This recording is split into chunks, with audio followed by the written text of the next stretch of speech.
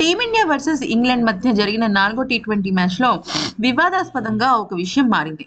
ఈ మ్యాచ్లో concussion substitute rule కారణంగా టీమిండియా వర్సెస్ ఇంగ్లాండ్ మధ్య కొత్త వివాదం తెరపైకొచ్చింది. అదేంటి అంటే శివం దుబేకి గాయం కారణంగా అతని స్థానంలో బౌలర్ హర్షిత్ రాణా జట్టులోకి వచ్చాడు. ఇంగ్లాండ్ పతనాన్ని శాసించాడు. హర్షిత్ రాణా బౌలింగ్ దెబ్బకు ఇంగ్లాండ్ ఓడిపోయిందని చెప్పొచ్చు. ఎందుకంటే అతని బౌలింగ్ లో కీలక బ్యాటర్లు అందరూ అవుట్ అయిపోయారు.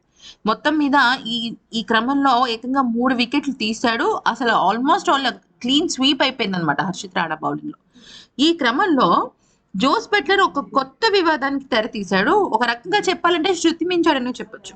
అదేంటి అంటే తీవ్ర అన్యాయం జరిగింది అంటూ రెచ్చిపోయాడు జోస్ బట్లర్. శివం దుబే స్థానంలో హర్షిత్ రాణాను కంకషన్ సబ్స్టిట్యూట్ ద్వారా తీసుకోవడం తీవ్ర అన్యాయమని ఇంగ్లాండ్ కెప్టెన్ జోస్ బట్లర్ సంచలన వ్యాఖ్యలు చేశాడు.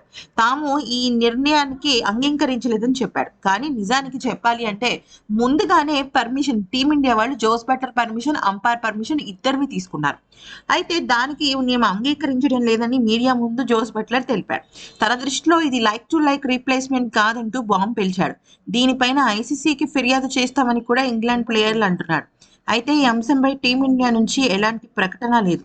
ఎవరూ కూడా స్పందించలేదు. కాగా ఈ మ్యాచ్ లో టీమిండియా 15 పరుగుల తేడాతో విజయం సాధించింది. యాక్చువల్లీ ఐసీసీ ప్లే కండిషన్ నియమం ప్రకారం కంకషన్ సబ్స్టిట్యూట్ అంటే ఒక ప్లేయర్ గాయపడితే మరొక ప్లేయర్ ను ఆడించడమే. మ్యాచ్ జరుగుతున్న సమయంలో ప్లేయింగ్ 11 లో ఉన్న ఆటగాడు ఏ రకమైన గాయానికి గురైనా కంకషన్ సబ్స్టిట్యూట్ రూల్ వాడుకోవచ్చు. అప్పుడు అంపైర్లకు సమాచారం ఇవ్వాలి. అయితే గాయమైన ప్లేయర్ స్థానంలో సాదాసీదా ప్లేయర్ ను తీసుకోవాలి. గాయపడిన ప్లేయర్ కంటే ఎక్కువగా ఆడే ప్లేయర్ ని తీసుకోకూడదు.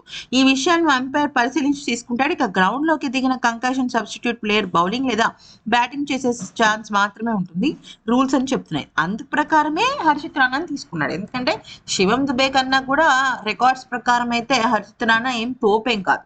మరి ఈ వీడియో నచ్చితే లైక్ చేసి సబ్స్క్రైబ్ చేసుకోండి.